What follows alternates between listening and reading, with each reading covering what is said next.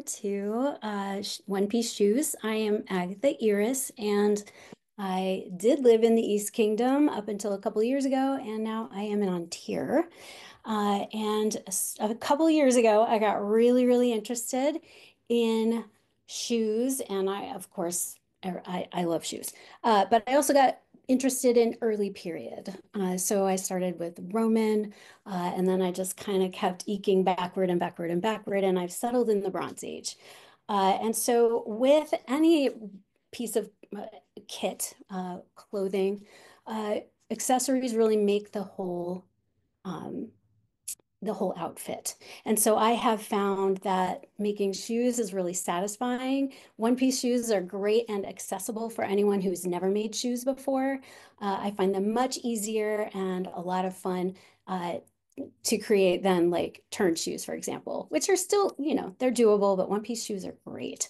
I'm gonna share my screen here in a moment. And then I have a slideshow as well. So I think I want to do the slideshow.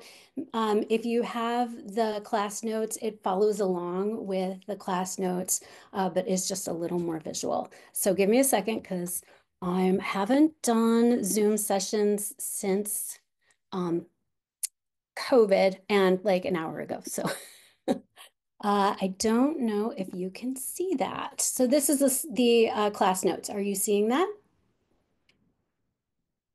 Yes. Yeah. Perfect. Okay. So this is, Yeah. if you haven't gotten this open yet, please feel free to open it. I will be referring to it, but I am actually going to use this slideshow. So my focus today is on one-piece shoes from the Bronze Age to the Migration era. So right at the end of the Roman Empire.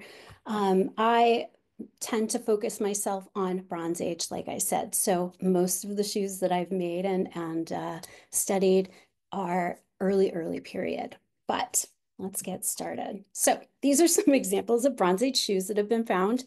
The image on the left shows this is from the Scrid Strip woman. She is a Bronze Age burial, and her on the top part there, you see what was a foot wrapping, and the bottom part there, you see what was a shoe, which is hard to tell what it is, but I'll show you my example in a bit.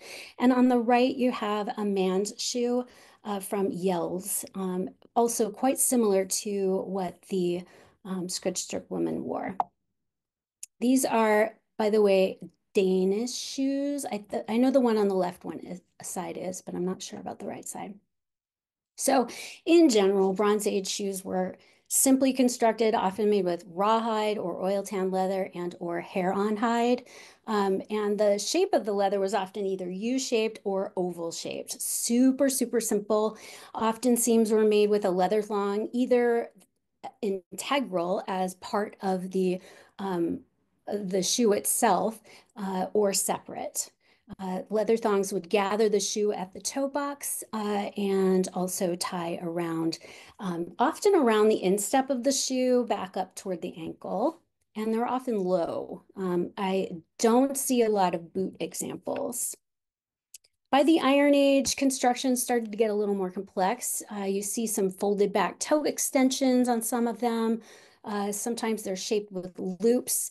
They often were still sewn with the added leather thong, but you start to see, or integral leather thong, but you do start to see plant fiber cords and threads that were used as sewing seams or for holding the shoe onto the foot itself. I just discovered this one. This is a child's shoe from Jernberg, Austria. It's from a mine, a salt mine, to the 2nd century BCE. Oh, by the way, the Bronze Age shoes generally, I feel like those dated from the 14th century BCE. Sorry about that. So now we're sort of moving forward into the Roman era, right? So caligae are considered those shoes that were worn by Roman soldiers on the move. Often they have an added sole, an outer sole with hobnails attached for traction. This is a shoe from Mainz in Germany, and that one's dated to the 1st century AD or CE. This pair of shoes is called, I feel like this is the Worcester shoe. It's also called the Dammendorf shoe. I'm not sure if they're two separate ones, but I have seen it referred to as either or. These shoes are fascinating and made using a series of cuts that are made in the shoe that are when expanded over the foot, looks like a net. It's really, really fascinating. These are asymmetrical, which you often will see in the sort of northern regions of the Roman Empire. So, like Scandinavia, Germany, you would see asymmetry as opposed to pieces or shoes that were found in the more southern regions. Those tend to be more symmetrical. I don't know why. It might be a cultural thing. This one dates from the 4th century, by the way. This is one of my favorite shoes. This is called the Marks Etzel shoe. This is also a 4th century shoe.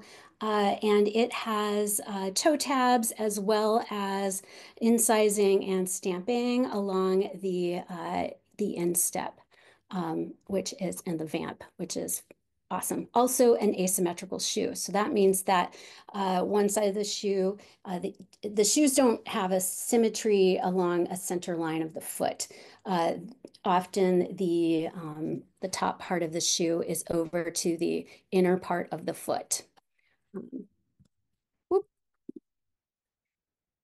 Multiple toe tabs allow for that elegant shaping, and it really makes a striking shoe. So you'll see those toe tabs pretty ubiquitously across this time frame of between the like 1st and 4th century. So patterning your shoes. A great way to pattern your shoes is to use, I use craft felt, or often I actually use scrap wool that I happen to have in my scrap pile because it's as thick as kind of I need. It's not going to be as like firm as leather, but it still gets me the shape I need. So in a minute when I'm off back on camera, I'm going to show you the books I use for my patterning, but these are the materials I use. Either scrap leather, the white parts are actually a chrome tan white leather that someone gave me a long time ago, and I knew I wasn't going to use it for anything, but for patterning, it works great. You can use your pattern for your mock-up as well. So you don't want to just jump in and make your shoe. I've done that, and I kind of regretted it because I ended up wasting the leather. So make sure you try this out with mock-up leather or craft felt. It might take you a couple of tries to get things right.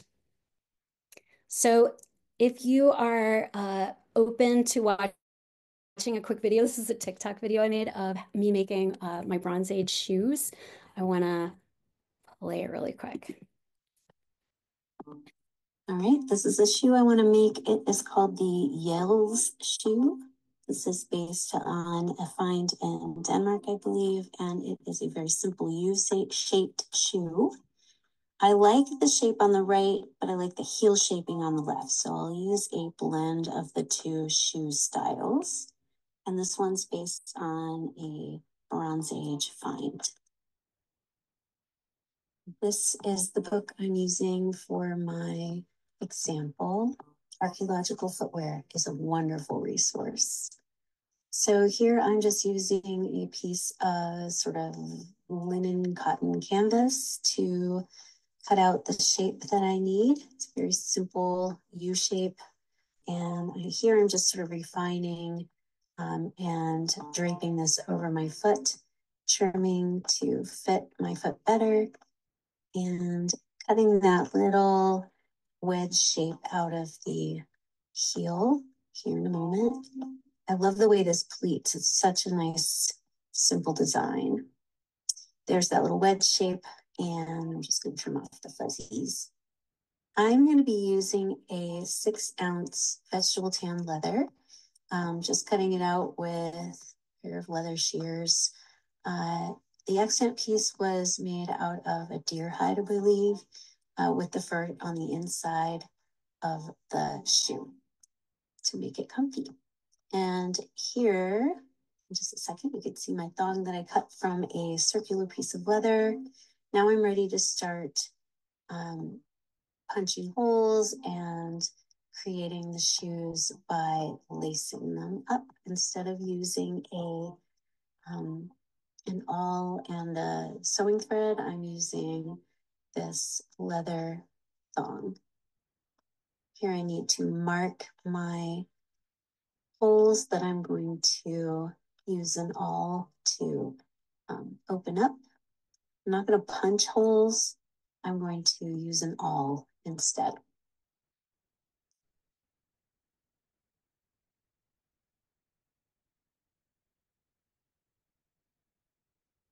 But obviously I'm not perfect. And I'm just making sure this is going to actually work on my foot. And I am marking where I want to have the lacing holes at the top of the foot. This is not an exact science, guys. There's a lot of draping, a lot of thinking in 3 dimensions. One thing I will say is don't forget to flip over your pattern once you've made it so that you have and 2 here I'm shoes, just marking not one holes twice. that I need for the pleated toe box. And now I'm cutting the holes and using an awl to make the holes for the lace and lacing it up according to what the picture looks like in the book. I apologize for this super fast video, but it takes a while to get this laced up.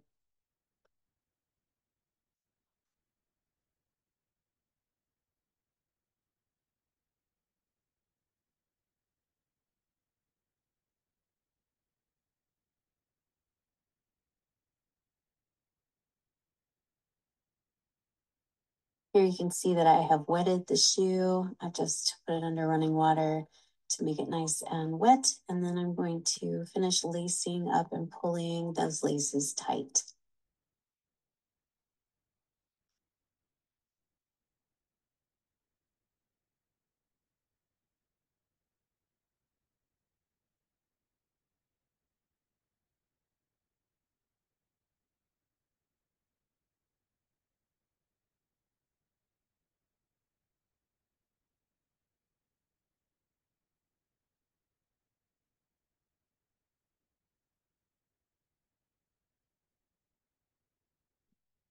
Be wrapping the lace underneath my foot a couple of times and around my ankles, like the extant one was likely worn.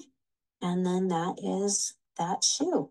I'm going to let it dry on my foot a little bit. I also use a hair dryer to dry. Here you can see my stitching method. It's literally a running stitch, up and down and up again. Very simply made, just like the extant one.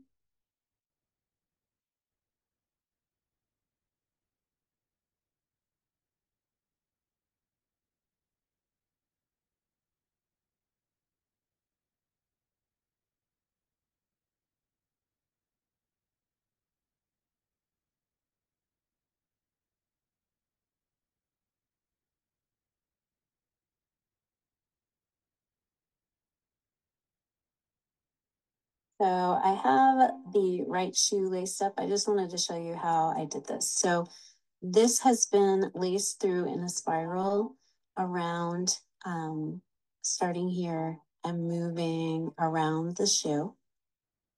And then underneath is where the other end of the lace is. I'm going to wrap this over the top of my foot and then under my foot and then around my ankles. Just have to wrangle the lace here. So that's wrapped a couple of times, and then I can wrap it around my ankle so you can see how that is worn in place. So that is how it is worn.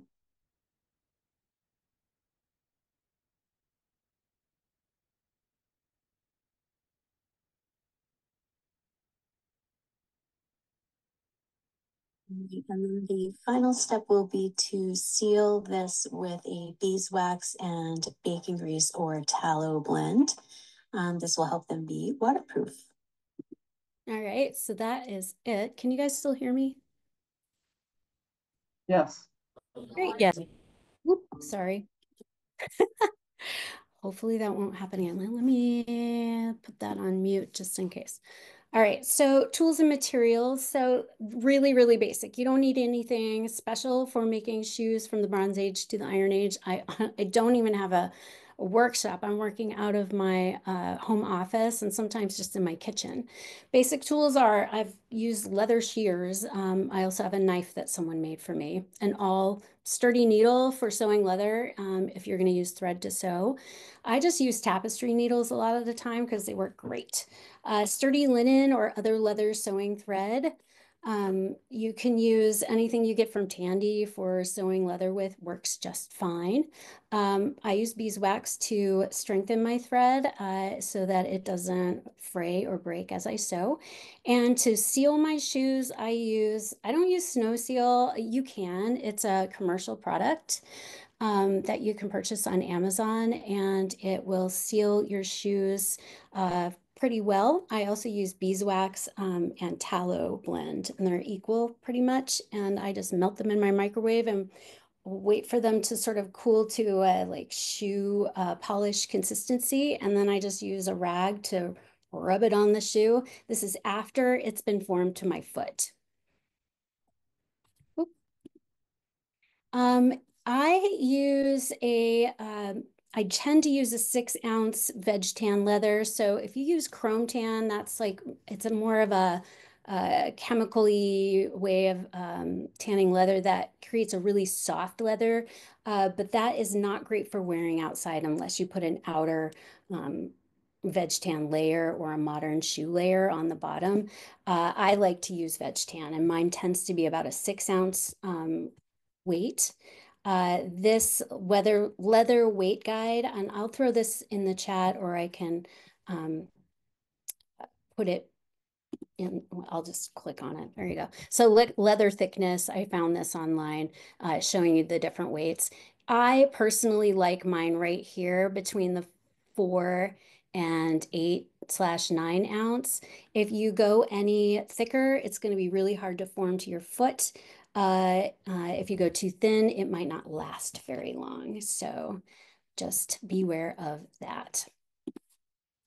Sewing your shoes. So if you're using leather thong to sew your shoes, you need to either create holes with an awl, or you can cut holes you can use a leather punch if you want to, you know, those leather punches you can purchase, or you can just cut them. Most heels were sewn using a whip stitch, but some were done with a running stitch, and that is in the Bronze Age specifically, Iron Age as well. If you start to move forward toward the Roman eras, you're going to be working more with the linen threads that are waxed, and you will use more of a specialized edge to flesh or flesh to edge um, piercing technique. And you can kind of see that here in this right hand image, how that works. You can do your own research to figure out what kind of stitch works best for you. These are my very, let's say, amateurish. I'm not a leather worker. I'm getting better and learning more and more every day. But these are my first learnings. So the top images are all later shoes. So everything from like this is the Marks Etzel shoe, the second one from the top. The one on the left is a shoe from, I think that is the Dammendorf shoe, the one with the net lacing, the net sort of effect on the top of the foot. And then these are on the right, top right, these are both Roman shoes done with different techniques. And on the bottom, those are all Bronze Age shoes. The one on the bottom right is done with an integral lace, and you could see where I ran out of lace and I had to attach another lace. Totally fine, doesn't bug me the way, you know, I wear these shoes all the time, so it does not affect the functionality of the shoes. And the other two, I feel like they are separate laces. So once you finish or sew your seams, you can wet your shoes. I just put them in a sink, run water over them. You don't have to like soak them or anything. If you're using veg tan, you just want to get them wet, put them on your feet wearing whatever weight sock type that you want to wear. And if you don't want wet feet, put a plastic bag over your feet and allow them to air dry, or you can use a hair dryer, which is what I use because I hate having my feet cold and wet for hours. It does take hours for these to dry naturally, but if you use a hair dryer, it goes a lot faster. And like I said, you can seal your shoes with Snow Seal or a combination of fat and beeswax. I actually at Penzic made a pair of shoes. No, I didn't make a pair of shoes. I made a fat and beeswax blend for sealing my shoes because I knew that they were going to get wet. And I just used bacon grease and beeswax and it worked just great. And my dogs don't try to eat my shoes, so that's good. And if you want your bottom of your shoes to be a little more sturdy, you can add another layer of leather to the outside or inside of your shoe. You can add a felt insole if desired. I actually, on my shoes, and I'll show you in a minute when I'm back on camera, more of my shoes that I've made. I use a rubber crumb mixed with barge cement to seal the bottoms of my shoes because I don't like wet feet, like I said. Obviously, you don't have to do that. It's not a period solution, but it works for me. So let's get out of share, and I'm going to show you some of my shoes. Now, it's okay with me if we do some questions while I do this. By the way, the book that I love most for making my shoes is Archaeological Footwear. In it are not only the shoes themselves, but how the shapes look when you have flattened, basically it's a pattern. So it shows you pattern shapes for what the leather needs to look like, along with the information about where it's from, when it's from, and the shapes and how it's sewn. So I think that's fascinating and helpful. Another resource that I really love is Stepping Through Time. That's a great book if you haven't seen that one yet. And then there's also another book that I don't have physically, but it's online, and it is called Primitive Shoes by Margaret Halt. She also does other Bronze Age finds. That book I like a little bit less because she does not include time frames all the time. So you have to kind of guess or cross-reference with other books. So um, my shoes that I tend to wear with my Bronze Age clothes actually are these. I just made them about a month ago, and those are goat. So the goat is hair in, and these are modernly tanned. So this is very, very soft. So it's great as a slipper. I would not wear it as streetwear. So I have not covered the bottoms yet with anything. I don't think I ever will. I think these will just always be inside shoes. They're wonderful. Another set that I made that I think you already saw is an example of one of the earliest styles of shoes. I feel like this was found in the Middle East. I cannot remember exactly where this one was found, but it's a reconstruction of the oldest shoe ever found. This one has the I can never remember flesh side out, the side that's touching the inside of the animal. This is the side that's out, and then the hair side is on this side, which is the inside of the shoe. And you can see I actually have a little felt insole in there for comfort. And then I also did that rubber crumb bottom. That's what that looks like. In the handout, I included a link to the YouTube video of how to do that. It's actually really fun and genius, but do it outside. Don't kill yourself inside. This is my Yells shoe that I think this is not the one I'm making the video. It's a little bit differently shaped. And this is almost shaped like a boot. This one's awesome for cooler events. And again, that rubber crumb bottom. So those are all my early period. And I'm going to talk to you about mistakes I've made and things I've learned. So the very first pair of one-piece shoes that I ever made were these. These were the Dammendorf shoe.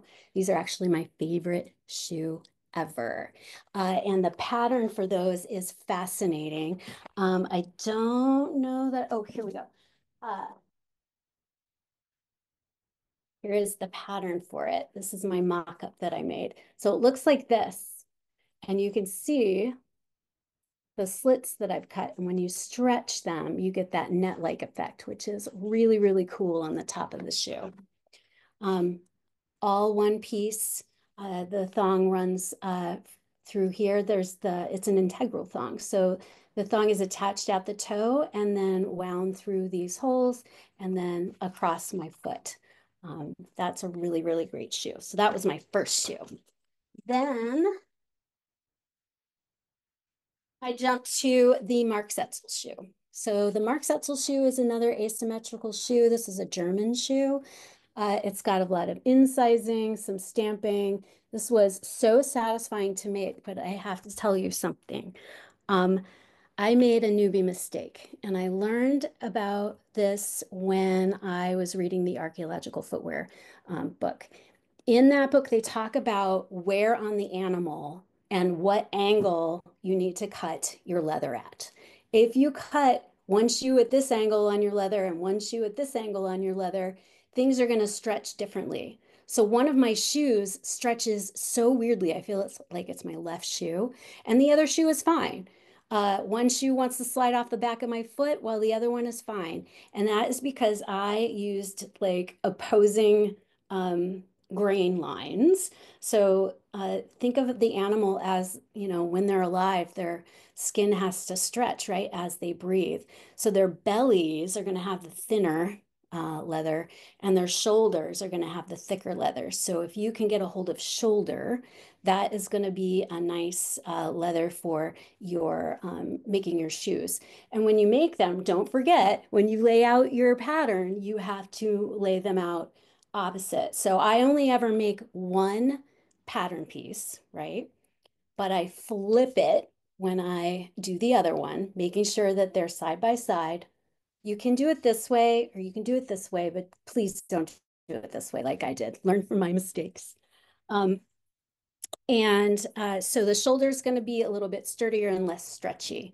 And you want a little bit of resistance there, not too much stretchiness. Then the next set of shoes I made, I believe, were the Drentha shoe. These are a Roman shoe. So these are a low little sandal. They're kind of flattened right now, but these just barely cover the top of my toe. They're wonderful for Penzik. These don't have that chrome or that crumb on the bottom, but they're super, super comfortable. They're like walking barefoot. So if you love barefoot shoes, these are great for you. If you don't, then you're probably going to work with an orthotic insole or something to have a little more support. These are, excuse me, these are not supportive.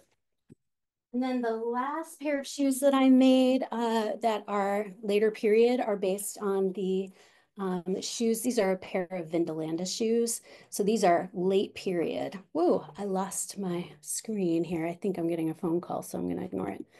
Um, Hold on just a moment. Just got to make sure I'm on. There we go. So this is the Vindolanda shoe. I actually didn't do this flat. I actually patterned this on a last. Lasts were known and were used in the Roman period, so they're not an anachronism. You can use a last, and I just used a plastic one from like Etsy that I found. So what I did was I put a sock on that last, and then I covered it with duct tape, and then I marked on it exactly how I wanted my shoe to look. And then I cut it off and cut it out and use that as my pattern. So beware, those of you who are aware of what happens to duct tape patterns and sock patterns is they may shrink. So as soon as you take it off of your last, you want to lay it out and trace it really fast because it will start to kind of gather in on itself. Um, Another thing I wanted to talk about, and I know I'm going really fast, so if I drop stuff in the comment section in the chat so that if I really quickly miss something, you can ask questions. But I wanted to talk about socks. I personally love wearing socks with my shoes, unless it's summer, of course. Socks existed. So the earliest socks were literally pieces of fabric wrapped around a foot. The fabric was most often wool, just a plain tabby wool. There has been, though, in one of the finds, in one of the Bronze Age finds, evidence that a sock-like pouch foot covering was created, and I made these little guys just with oval fabric. I finished the edge with a just like a blanket stitch because I didn't want it to ravel. And then I just made a gather around the perimeter and wrapped it around my foot. And these work great for little Bronze Age socks.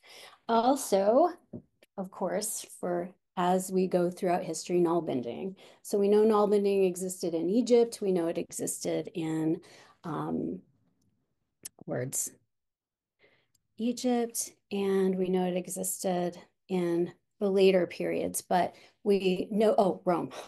In the Roman era, we know null bending existed. So null bended socks are perfect. You can make your own, or I think you can even buy them on Etsy. But this is my favorite pair. So when I was at Penzic a couple of years ago, I discovered the Vindolanda finds. So I was like super excited about footwear and research. And I saw this example of a child's sock. And I made it my mission to figure out how that thing was patterned. So this is my version of the Vindolanda sock.